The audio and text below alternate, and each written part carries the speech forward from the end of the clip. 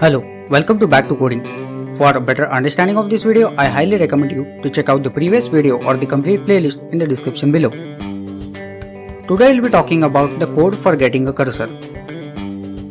Before we get started, don't forget to hit that subscribe button and the bell icon so that whenever I publish a video, you get notified instantly about it.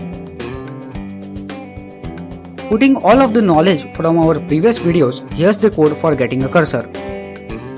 We don't need to write to the database, so we are using getReadable database. The cursor contains a single record as the _id column contains unique records. We have the cursor, but we still need to do something with it. Display a message if the database is unavailable. What the code does. First, the coffee database helper is created.